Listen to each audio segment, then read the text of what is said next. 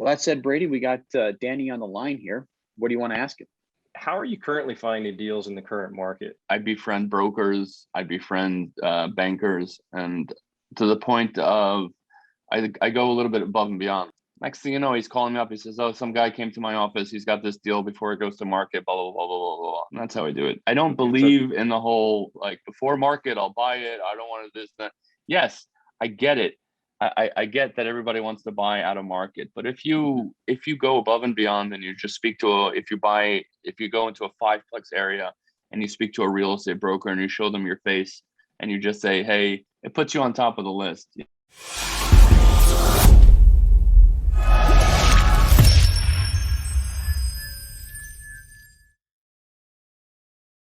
Welcome to the Diary of an Apartment Investor podcast. I'm your host, Brian Briscoe with Four Oaks Capital. I'm very excited for today's show. It's another one of our Ask the Expert episodes. We've got two great people on the line with us. We got Dan Tokayer and Brady Hoffpauir. So as we've started doing, we're putting the bios straight into the show notes. So we're not going to read bios online. Just go ahead and check out the show notes for the full buyers, but for full bios, not the full buyers. But that said, Danny, welcome to the show. Thank you. Thank you so much for having me. Yeah, no problem. Thanks for taking the time to do this. I appreciate it. But sure. Why don't you start out by telling us a little bit about yourself? So I started out in real estate about 20 years ago. I live in New Jersey now with my wife and 3 kids. I really started out of college. Literally, I graduated college on June 14th, and June 15th, I opened up, so to speak, my shop. And back then, it was 1999. Opening up your own shop means you get a fax machine and you get a telephone line in, and like that's literally how you started. And you say, "Yeah, I'm open." You know, the thing didn't move for 3 days, but I was open, so to speak. And yeah, I've been enjoying real estate ever since. It's been my own shop. It's just been me, and I've been fantastically loving it, even the bad days when I cry. You know, that takes a lot of guts, I think. You know, when I was coming out of college, I think I was afraid to start my own thing. You know, what possessed you to start your own shop straight out of college? I had a lot of things going for me at the time. All my friends had desk jobs or getting desk jobs. And I said, I want to give this a year. I have enough money in my savings to sort of last a year. You know, back then I would live in an apartment. It was $350 a month, $325 actually a month. So I said, I had enough money for a year. And if this doesn't work, I'll get a desk job like everyone else. But I think that by that time, when people graduate college really isn't so much for education, but more to sort of figure yourself out and what you want to do. And I knew that working for somebody else was not going to be a good thing for me in the future. I didn't work well. Not that I didn't work well with other people, but I marched to the beat of my own drum. I mean, everybody's heard this on every podcast, I guess, but it's really true. Like I had my own thoughts, I had my own visions, and I wanted to run with it. And I had a lot of friends who were in real estate. I shouldn't say that. I had a lot of my parents' friends who were in real estate. And one of the good things that I had was I was able to knock on their door and say, hey, can I spend 5 minutes of your time? I know you're a trillionaire, but I would love to pick your brain. And all of them said, sure. So that really helped me a lot. Yeah, nice. Yeah, sometimes I look back and I wish I would have, struck out on my own a little earlier. So, good on you for realizing that early on. Working for somebody else has sometimes been almost like nails on the chalkboard in a lot of ways for me, but there's obviously challenges both directions you go. So tell us about the firm you started and what you've done over the last 20 some odd years with real estate. So in short, I took my savings at the time when I graduated college, which was $20,000. And depends how far back you want to go, but I'm going to give you the short version because it's not a 9-hour podcast. But I basically failed out of elementary school, failed out of high school, and failed out of college. Really didn't graduate with anything strong. I mean, I got the piece of paper, but that's about it. I knew I wasn't going to be able to work for someone or get anything close to what I want to do. I knew numbers was one of the only things I was good at. And I took my savings and I convinced 2 people to come in with me on a property in Manhattan, actually, back when Manhattan was a lot cheaper in Harlem. And I bought a property, and literally like the day after I bought the property, I kind of like called up my lawyer and said, what do I do now? And a lot of people were able to sort of answer my phone calls, and most of them didn't, even though they said, yeah, call me anytime. I was literally crying, trying to get answers for not knowing what to do. But the gist is it's all about numbers in a way. So you just need to make your tenants happy, so that way they pay your rent, so that way you can pay your bills, and yada, yada, yada. And during that course of the year, I learned how banks value property, and I learned what to do and what not to do. Actually, a funny story. My first check for my deposit to the lawyer was a Betty Boop check and a clown face. And the lawyer actually called up my lawyer and he says, like, is this a joke or are you serious? Because like I didn't have checks, you know, when you're back then, like it wasn't like what it is now when you wire money and so to speak. I just actually wrote them a check. And after I figured out what banks do, how they refinance, how you pull money out, I was able to refinance after a year, pay off all my investors, and go off on my own. Nice. And then just syndicating came easy to me. I mean, it's a lot simpler when you have a track record. So once you get one under your belt, it's a lot simpler. And that's sort of I ran. Well, yeah. So trial by fire there. I think there's lessons for a lot of people on that one. I think a lot of people fall into this analysis paralysis loop where they're too afraid. They're running out. Yeah. You just jumped in with both feet, took a little action, and one of those cases where you kind of build your parachute after you jump out of the plane. But yeah, exactly. Yeah, exactly. So, it's not common and it's not smart, but I have such a track record behind me that I can learn ideas in hindsight and say like, oh, now I know a little bit more about gentrification. Now I know a little bit about how neighborhoods change. Now I know because I bought in a neighborhood and miraculously it changed. And I'm like, oh my God.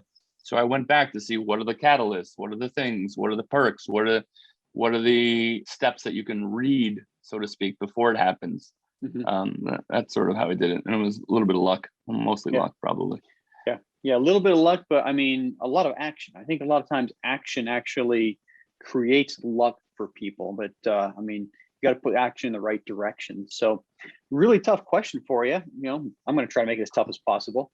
But if you were to go back to, I think 1999, you said, you know, how would you do things differently?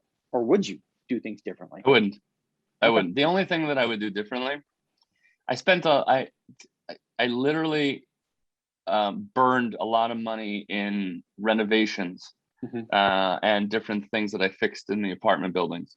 The only thing I think I would do differently is I had this foresight of I'm going to own this property, I'm going to make it worth a lot of money, and then I'm going to sell it. So you put money into a boiler, you put money into a roof, you put money into fixing apartments, and then 8 months later, some guy knocks on your door and say, hey, I'll give you more than what you think it's worth to sell it. And you say, fine. In hindsight, I probably shouldn't have put all that money in. Yes, it did create value, but a lot of it was wasted. So now I have a better understanding of how long I'm going to hold the property for and where to put money and where not to, and where to save money. I probably could have bought a building or two based on the amount of money that I put in, you know, fix this, add that, let me do this high end. Now I have a little better understanding of what to do and what not to do, that I'm not just, you know, throwing money at a building because he says, well, you know, it's a great idea, I'm going to fix it up and make it look nice. Other than that, everything, I don't have any regrets. All right. Well, I'm going to chase that rabbit down the hole a little bit. What are the things that you have found that are most important with the renovations, and what are the things that you think could wait or that you wouldn't do on a short-term hold? You have to, every building that you buy, you have to look at it not as a building that you own, but as a building that the next buyer is going to own. So you do it for them. So the only way to really get an understanding is to look at a building that you're about to buy and see what interests you. So for instance, you look at a building and you say, wow, this is a gorgeous apartment, but you don't know that behind the wall you have gold and silver pipes. Like, it doesn't matter. As long as the water runs, whether you do X or whether you do Y, whether you do Z, it doesn't matter. It gets to the nozzle and it's not going to break. So it's hard for me to say specifically, but the things that a person looks at, like for instance, I'm putting 2 properties up for sale on Monday, and there's a little laundry list that we have of things to do to clean up the property, just so it shows well. Now, obviously, like I can redo the pool, reglaze, put in new this, put in new that. But the bottom line is you just want it to show well, so that way you sell the property. So do I want to spend $30,000 and get all new furniture and this and a new pool and reglazing and this and that, or do I want to just sweep it up, make it look picture ready, and sort of lipstick on a pig? I don't like cutting corners because I don't like being the buyer who buys something and realizes that, you know, confetti comes out of the building that you think is beautiful because it's just a hoax. But there's just certain areas behind walls, and there's certain areas that you just want it to work. You don't need it to be perfect. So, you know, the mahogany, so to speak, doors and stuff like that, yeah, they might look great, but the bottom line is if it's not functional, if it just looks great, the next owner is going to be upset at me that he has something beautiful that he has to fix in a year instead of 5 years. So just stuff like that. I was a little kid, I didn't know, so I kept on saying, well, that's what the contractor said. So obviously, you know, no contractors lie, so they're okay. Oh yeah. I mean, contractors, something I've learned a long time ago is everybody has, you know, their own self-interest, you know. Contractors will tell you need to do, you know, 100 different things because that's more money for them. I mean, maybe they think you need to do it, and maybe it's a pretty, you know, addition, but you know, does it translate to rents, higher sales price? And I like what you said. You know, look at the next buyer, and you know what's going to be most attractive to the next buyer. Now, do you for example leave some meat on the bone? Do you start like renovation processes? Always. Always. Yeah. One of my investors who's said to me, he goes, it's a famous line, like, I like paying taxes because you know you made money, but he also said there's enough money out there for everyone. Like, if you juice the building to the highest amount, no one's going to buy it. And they're like, where am I going to go with it? It's a bond at 2%. And then I hope for my grandkids. No, there's always on the table. If I can get $1,100 rent, I'll get $1,100. But I'm not the type of person who says, oh, I can get $1,100. Let me get $950. So the next one has juice. But I'm not going to push the tenant to $1,125, $1,150 because I possibly can. I'll say, you know, the pushing is for the next guy. Right now, I'm comfortable at 11. I bought it at 700 rent, and now it's at 11. I'm happy, you know. Yeah. And I was just looking at it from the lens of the buyer. We always are looking for value adds. You know, we just bought a property where the previous owner, you know, renovated, I think 60 out of 144 units, and it's perfect for us because you know, we're probably going to renovate another 40 or 60 and turn and sell it to the next person. And leave a little bit of meat on the bone, a little bit of value add for the next person in the stack. So, cool. Well, that lots of little pearls there. Thank you. So one question for you that I like to ask everybody: what is your big burning why? What's your motivation? To not have a boss and to be home be home 7 days a week with my kids which is what I am now. And that's it. I mean, I don't want to work. So I do every couple of months or every couple of years, I reposition. That's the month or two I'm in the office. The rest, I'm just kind of home hanging, watching YouTube videos and learning how to cook. Nice. So more of a lifestyle thing. You know, you don't want to work for anybody. You want to spend time with your kids, which I think is something that a lot of people do. And I'm just starting that. I think as of a month ago, I am working from home too, and it's glorious. It really is. I mean, my commute used to take over an hour each way, and now I walk down the stairs. That's fantastic. I love it. So, well, cool. Well, is there a single project that you want to go into more detail on as far as you know, how you acquired it and what you did with it? Sure. My due diligence process is different from the average bear. I don't look at cap rates. I don't look at or in New York, it was gross rent multiple. I don't do that. I think now New York switched to cap rates. I look at two things. I look at underwriting and I look at delta. Those are the only two things I care about outside of neighborhood. I mean, there's a lot more to the list, but in terms of due diligence of the property, obviously, if the neighborhood's okay, if the you know, location is great, blah, blah, blah, blah, blah. But I do the underwriting to make sure that my numbers work. But I don't look for cash on cash return. I need a 2%. I need a 10%. I need my investors. I just want a building that I have a large enough delta. And by delta, I mean large enough. How do you explain delta? Large enough gap between the current rent and the potential rent. So there's a property, for instance, which is the example I was going to use, is a property in Fort Lauderdale, which was, I don't remember how many units, 74 units, I think it was. The previous owner was an Albanian guy who loved his tenants. Like, he was there for 15 years. He fixed up every apartment, marble kitchen, marble bathroom, gorgeous this, gorgeous that. But he never raised their rent because he said he was like family with them. So essentially, I paid top dollar. I paid 300,000. I found out afterwards I paid 300,000 more than the highest bidder, simply because I said to myself, I don't have to do any work. I literally have to just not be family with these tenants and just say, I'm sorry, this is the market, this is what it is. And I captured the delta. And by capturing the delta, I was able to sell it in 2 years for nine. I paid 6.7, and I sold it for 9.1 or 9.2 2 years later. Simply by just capturing the delta. Yeah, you have to put in a couple of bucks here to fix the lawn and do this and quote unquote lipstick on a pig to make it look nice on the outside and fix things up. But 90% of the apartments had marble kitchens and bathrooms, and 95% of the apartments were paying 3 years before I bought it rent without any rent increases. So to me, it was a no-brainer. I actually bought it sight unseen. I was like, okay, I'll take it. You know, I looked at it in the numbers, and I sent somebody to drive by and look at it, and they're like, yeah, it's great. I can't believe it's like this. And, you know, FaceTimed me a little bit, and I was like, all right, great. I love that analysis. It's so simple, you know, and it's probably the most important thing when you're underwriting a property is what is that delta? I mean, every time we're looking at properties, I mean, we do look at a little more than that, but if there is a high delta, the numbers are going to work, you know, for just about anybody's investment criteria. If there's a high delta, you're going to hit the cash, whatever cash on cash you're looking for. But I like it. Super simple. Just trying to. So the name of my company is Simplicity Capital, because I started that company because someone came up to me once in a deal in Manhattan, and he said, this is a fantastic deal. The top 5 floors, you have to condo.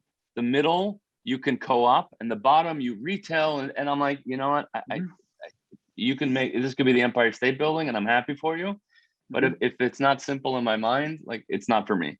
Someone else, but not for me. And I use that word to remind me that it's got to be a simple understanding. Otherwise, even if it's too complex and there's trillions of dollars that you can make in profit, if I don't get it, it's not going anywhere. There's no one driving that car.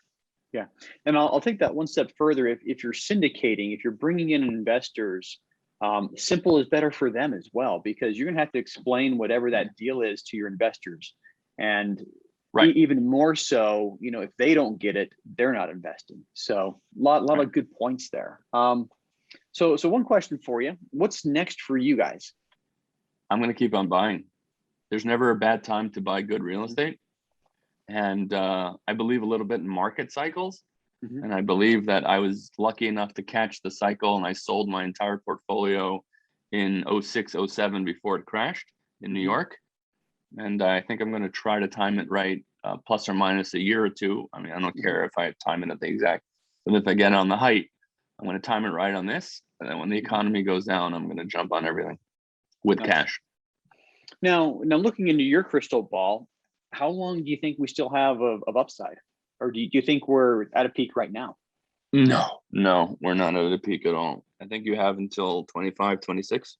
That's comforting. I've looked at, you know, my crystal ball says we still have a couple of years left, but you know, comforting to hear you with, you know, 20 something years of experience that successfully sold before the last peak, to say the same thing. So there you have it, folks. You know, we got till 2025. He said it, but yeah, I think there's. Don't quote me on 25, but on 25, 26. Yeah, I think you're going to see something close. Maybe it might be 27, but I'm out. I'm going to be well out 24, 25.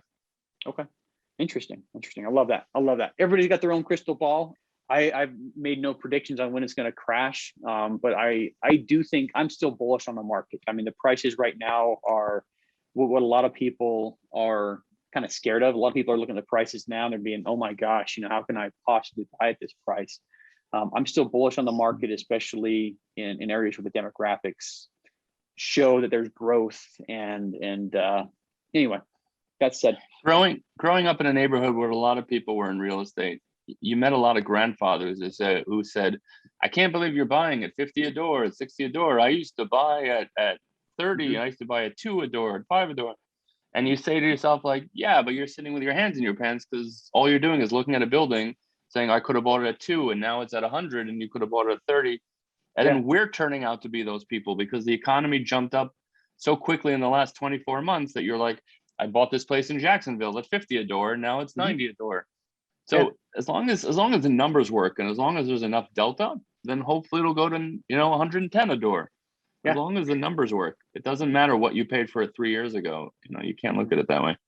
Yeah, I agree. I agree a lot because I mean, if you just look at what real estate's done over this, last couple of centuries, it has historically kept on climbing and climbing and climbing. Little dips here, little dips there. But 20 years from now, hopefully our grandkids don't look at us and say, man, he's saying that things are too expensive at 500 a door, because Right. that's right. probably what's going to happen. Even in little old cheap South Carolina where we buy, my grandkids are going to be like, 500 a door, that's a good deal. But yeah. Right. And you So, without your teeth are going to be like, I paid 30, I paid 70. Exactly. And they're gonna be like, old man, crazy. But but good enough. Hey, so let's shift gears here. We're gonna bring Brady Hoffpauir on. So Brady, welcome to the show, man. Hey, Brian. Yeah, thanks for having me. Been looking forward to this. We've known each other for a long time. Yeah, So and it's great to finally be here. Yeah. It is. It was great to actually meet you face to face. That this whole face to face stuff actually works. And for all the listeners, we met in Dallas 2 weeks ago at a big conference, right. 2.5 weeks ago. So after a year of seeing each other across the screen like we are now, like I said, it was great to shake your hand and actually see you face to face. So yeah, and there's so many people that were like that over the last year. You make so much connections over the course of a pandemic, right? And all of those relationships are being built over Zoom or phone calls or whatever, smoke signals. I don't know, however you want to communicate, and then you finally get to meet face to face. And like you said, it's great. Yeah, great to be able to do that finally. Yeah, it was fun. And I will say, and hopefully I can say this without, you were one person that looked exactly like you did in person as you did on screen. There are some people that I was meeting for the first time that, I'm looking up to. I'm like, you're a lot taller than I imagined, or you're a lot shorter than I imagined. But anyway, that said, why don't you tell us a little bit about yourself? Yeah, sure. Thanks. So, I grew up in Louisiana. Started my career in engineering in Orlando, Florida. So right out of college, moved to Orlando, started my career there in engineering. Kind of quickly realized that the detailed engineering of the analysis was not going to be really for me. So I started looking for more leadership type roles, and eventually those roles led into more of a project management type of atmosphere, and that's what I do today. Been doing that for a long time. And my wife and I now live up here in Charlotte, North Carolina. And while I was down in Orlando, I always knew the power of real estate. I ventured out and I was like, okay, I'm going to buy my first home, and then we're going to fix it up. We're going to roll that money into the next home, and eventually we're going to just get a bunch of rental properties. So that was the path that I started on in real estate a long number of years ago. And I did that with the first house, right? It was basically a little bit above a shack is probably the best definition, and it had cinder block walls on the inside, no sheetrock, just painted cinder block. But we fixed it up, made about 30 grand from it, and rolled it into the next house. Did the same thing with that one, fixed it up a bit, found some renters along the way. Ended up getting married, so we ended up staying in that second house. And about that time, the market started to really show signs of wavering. So we got stuck in that house. I say stuck in it. I mean, it was a good house. Yeah. But you got to live somewhere, right? Yeah, got to live somewhere. But that was kind of our introduction into real estate. And honestly, didn't do much with it. After the market turned, we didn't do a lot with it. Looking back, I wish that would be different. But you know what you know. And then we moved up here to Charlotte, North Carolina. We had 2 kids by that point. And, it was really not until our kids got out of daycare. Daycare is like, I tell people, it's like a large vacuum cleaner in your bank account. Any dispensable money that is in that account is just completely siphoned off. It doesn't matter how much it is. It's going to completely evacuate and go straight over to daycare. So, once the kids got out of that, we started seeing, hey, there's a little more flexibility with funds now. Let's start thinking about real estate again. And so that's kind of what led me into, since the time that we probably met roughly, Brian. And then I started looking at single family homes again, and because that's what you do, right? That's what you're told. So it's what I mean, that's what everyone else is doing. And I started doing the math on it, and I was like, that doesn't make any sense, you know? Mm-hmm. Why on earth would I do single family homes? Yeah. So I started thinking, well, let's do duplexes, triplexes, and quads. I hadn't bought anything yet, you know? Mm-hmm.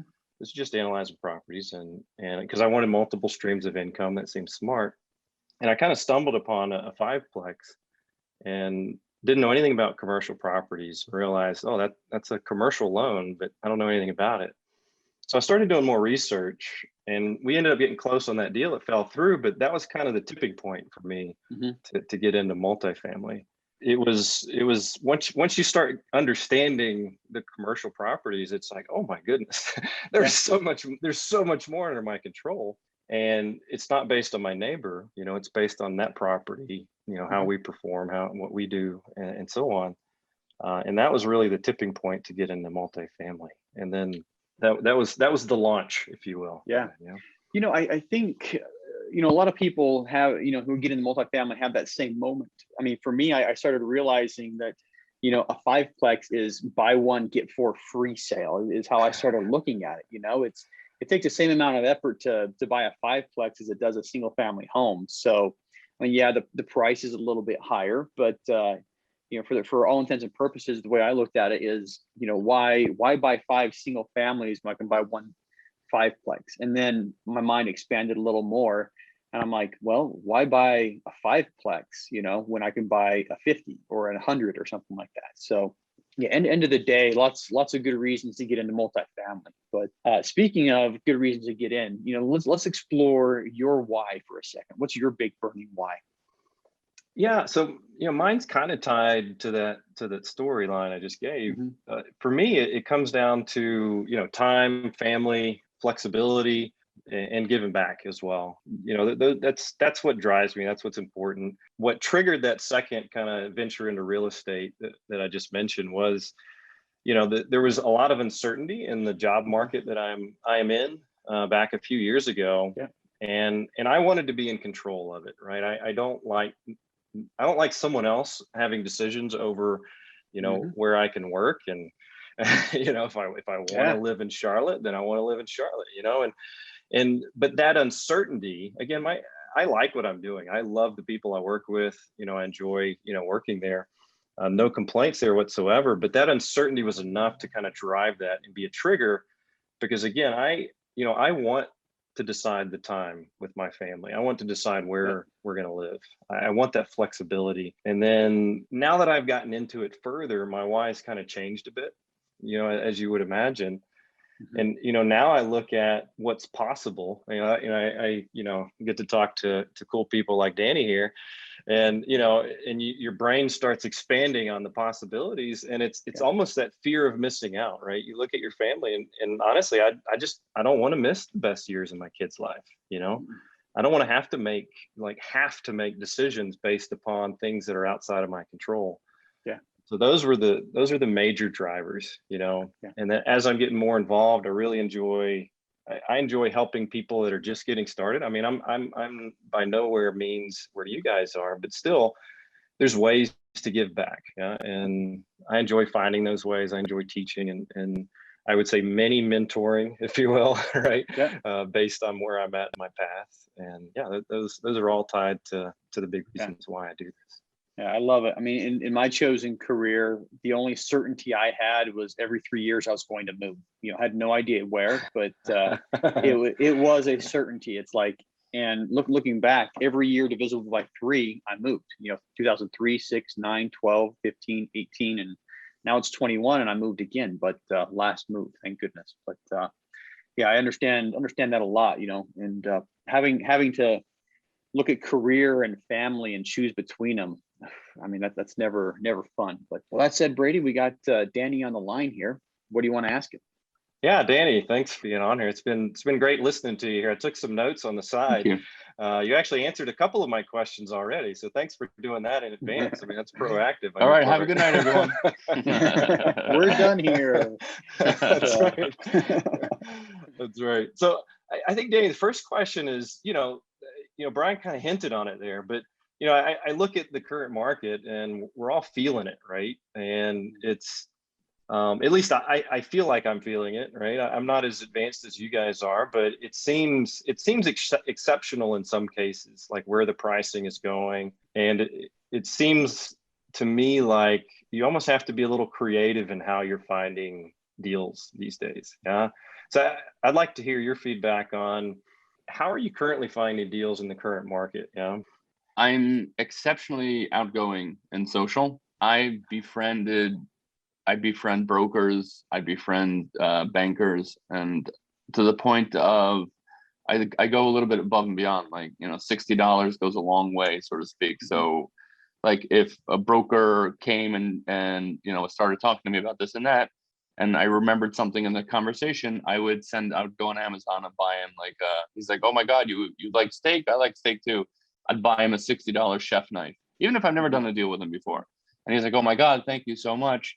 Next thing you know, he's calling me up. He says, oh, some guy came to my office. He's got this deal before it goes to market, blah, blah, blah, blah, blah, blah. And that's how I do it. I don't believe in the whole, excuse my language, I don't want to curse, but I don't believe in the whole bleep of like before market, I'll buy it. I don't want to this, that. Yes, I get it. I get that everybody wants to buy out of market, but if you go above and beyond and you just speak to if you go into a 5-plex area and you speak to a real estate broker and you show them your face and you just say, hey, I know this great pub, 2 blocks down, they have a fantastic beer, and you just grab a beer with them, it puts you on top of the list. All the money in the world and a friendly handshake and a friendly beer does so much more than swinging your, to say how much you have. And that's how we do it. I've been successful that way. I started out giving $10 Starbucks gift cards. I'd call a broker up, and as the brand new guy, none of the brokers ever wanted to spend time with me. So I'd call them up and be like, hey, let's go have a coffee. And like, yeah, let's not, and I would follow that up by saying, hey, since we couldn't link up for coffee, here's a Starbucks gift certificate. That had a 100% response rate. Yeah, 100% of the people that I sent a $10 Starbucks gift card to responded to me. And, the people who brought the first property to us, it was one of the folks that I sent that $10 gift card to. So yeah, I love it. I love what Danny said. At the time, my budget was a little lower than 60 a person, but it works. Whatever works, whether it's $5 a person, the fact that you're giving me something, it's more than 99% of my other clients who are selling deals to. They just say, thank you, buy the building, and then negotiate my commission to zero as much as possible. So the fact that you're giving me something and I never even sold you anything, it puts you on a different, maybe a $5 sticker, who cares? Yeah, that's very helpful. I mean, we closed on this 41 unit, a few months ago, and of course that sparked some interest for a time, but then you get back to trying to get people's attention. So I appreciate that feedback. It's, I guess in the end, it's relationship. Right. Yeah. And making yourself stand out. Have you worked like direct with owners before? Or are you still primarily going through brokers and I think you mentioned bankers as well, even? So I'm a little bit weird. I have a company that's my own. I syndicate here and there, and the way I syndicate is very simple. I have 80 cents in my pocket and I need $1 to buy this building. Do you want to come in for 20 cents? So it's different. I'm not coming in with 5 cents and trying to raise 95 cents, which most people do, or 10 cents. So people want to just sort of ride on my coattails as long as I have a track record. So because of that, I don't buy often. So here and there, like if I find, $15-20 million in properties, I'll come up with the cash and people will come up with the difference and I'll buy. And then I'm zero dark 30. Like I'm dark. Like you don't hear from me or anything. I just do what I need to do. I fix the building and I only come up for air when I sell. So I'm not an avid buyer who has a fund who has $100 million who needs to buy every blah, blah, blah. I care more about friendship and I care more about just having good rapport with people. So it's not like I do it often. But yeah, I don't have, I'm known in the area when I buy a lot in the area because sometimes I come in with a pretty penny. So they're like, oh, Danny's buying a lot in this area. Okay, and all brokers sort of come to me. But if you're not that person, just grabbing a beer with somebody and, I don't hold anything. Oh, I remember you from 5 years ago. Here and there, I get emails. Hey, I don't know if you remember me. But like, yeah, great. You know, give me a beer and I'll give you whatever you want to know. You know, very simple. So it's hard. Like I don't have like you. One of the questions that I remember you asked was, how do I do my research? What websites and stuff? You know, I'm not an internet guy where I care about going on like the website Axios, which gives you every metric of who went to the bathroom, how many people ate at Arby's, how many cars are parked. Like that's great, but I like going to Arby's. I like going to these places and sitting and just at the bar and seeing who comes in, who comes out, what cars are driving. I like talking to people and say, hey, where do you live? Hey, I make up stories. I'm like, hey, me and my wife are thinking about moving here. Where do you recommend I move to? Next thing you know, this person tells me, oh, you should move to blah, blah, blah. I'm literally paying my bill, go into my car and go look at blah, blah, blah. Look at the cars, look at this. So I'm a little bit old school like that. Yes, it's great peripherally when you're sitting here and you're like, should I buy in this area? And I'm sorry, I'm not as helpful in terms of that, of what websites you can find out. I guess anything from any website about who lives there, what's the gross income, but it doesn't really tell you until, yeah, I always like quoting the movie Gladiator, you know, when he grabs the sand to get a feel. So that's what I do. Yeah. Like someone tells me about a great area, I'm on a plane or I'm at a bar in that area and see who comes in. And I walk away saying, I don't know what they're talking about. It's not for me. Yeah. You know, like that's sort of how I look at it. But yeah, peripherally, you can start with a website and see everything. But once you go there and see who's going and who's going to a bar, who's going out to eat, what cars they're driving, where do they live, how do they keep their houses, that's more important to me than anything. Yeah, that's really knowing the area that you're investing in and taking it one step deeper than any website can hit you with. I like it. Right. Yeah. So I'm starting to get into systems. Yeah. So we've got the one property that we've worked through there. It's performing now. And I'm big into that kind of, all right, let's learn from what we did and not do that again if it was wrong, or at least amplify it if it was right. Right. So we've started some of that process on the property, but in general, like systems as a whole, and looking for kind of removing my time from the equation, is what I'm currently deep diving into. I'm curious on your side. You mentioned that primarily you're taking this as kind of the sole sponsor, if you will, right? What types of systems or even like automation programs or things like this? I know a lot of people use Active Campaign or Integromat or other things. There's one site. There's Yardi. There's all the big ones. The problem you're going to have is you're going to pay per door for all the systems you use. It depends on how big you want to scale. I mean, you sort of have to pay to play. The old days, when I had 200 units in Manhattan, I did QuickBooks. And I just had I'm very old school. I had a piece of paper and all the lease renewals, you know, I would have it on a board and just sort of wipe them off and redo it, because I had a few hundred and I had help in the office a little bit. But I can't answer that. I have a third party management that uses one site and it's fantastic, but it's a pretty penny. You might be paying, you know, close to 1,000 or 2,000 a month for something like that, and that might really eat into your. But I apologize. I don't have an educated answer for that outside of what my company uses. I don't like those systems. They do remind you of certain things, which is great. But when they're lease renewals, this and that, and you can put all your work orders in there, but I don't have any good answer to that. Do y'all have any systems even for like following up with people that are, let's say, interested in investing? It sounds like you're primarily like the one-on-one, very personal relationships, with investors. So do y'all get into any of that? No, I actually got emailed a few weeks ago from LinkedIn by someone who has some of those systems. It's just not for me. It's I forgot there's an acronym for it, like POC, like point of contact or something like that puts all your investors.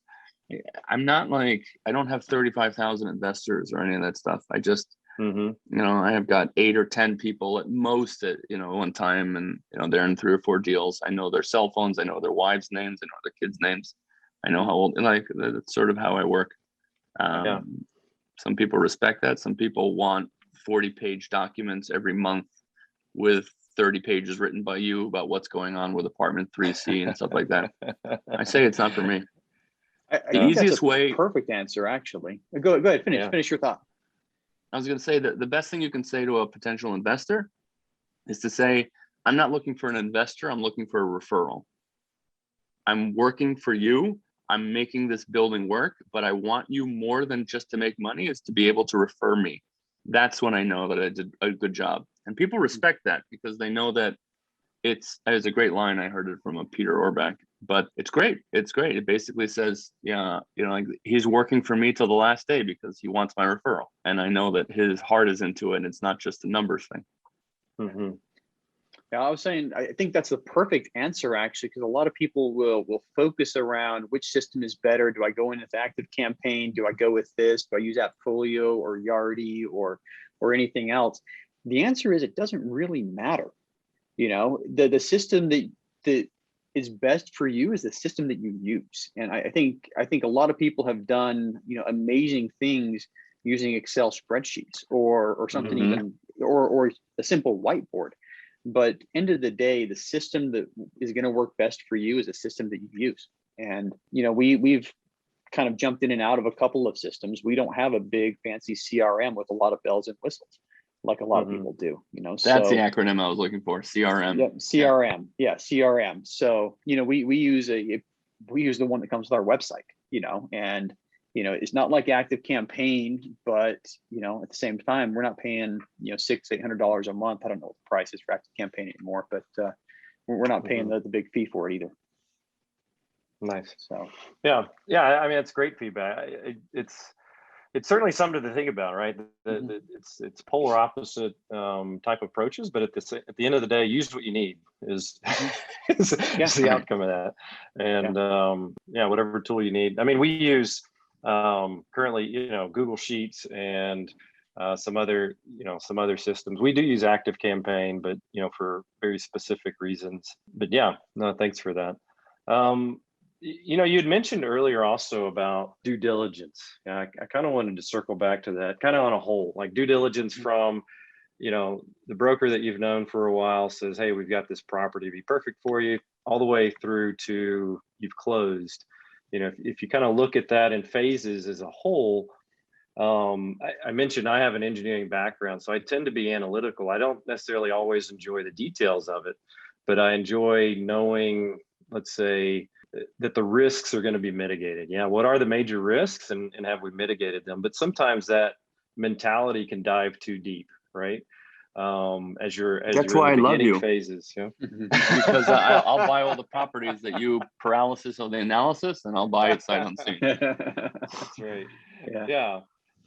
Avoiding that kind of paralysis, it's not necessarily that bad with me, I would say, but at the same time, it is a bit of, okay, well, it's good enough, so let's go ahead and take the jump. I'm curious from your perspective, like, where is that good enough phase? I mean, you mentioned kind of the criteria there, but even getting into like the due diligence, once you have the property under contract, you're still continuously evaluating. Yeah, it's good enough. It's close enough. I'm curious if you could walk me through kind of how you approach those two phases. So it's a little bit of a tough answer. The way I look at it is just look at it as a football field, right? There's 100 yards on a football field, 1 to 50, then 49 to 1, right? Everybody has their own 5, 10, 15, 20 numbers on a football field that they focus on. I care about yard 23, I care about yard 21, I care about yard 50, and those are their points. So in order for you to understand your due diligence, you need to understand what your end goal is.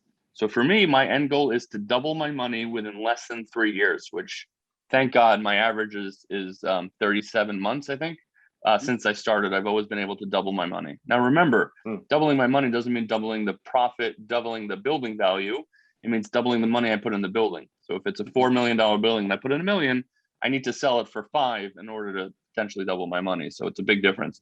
But so because doubling my money is my end goal is delta. That's what I care about. I care about delta, and I care about the underlining underwriting, because I want to make sure that it's not just like, it collects $20,000. The expenses are 10. Trust me. So that's important because those numbers can be off. So I focus on those two things.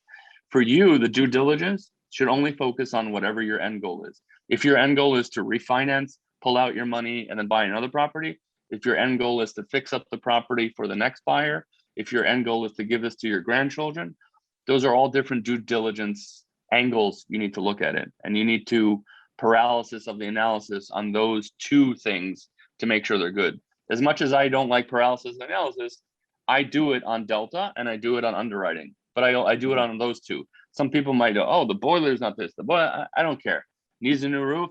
Fine, I'll put in the money. The bottom line is I'm buying it for $1 million and I can sell it for $1.4 million in 36 months. That's all I care about.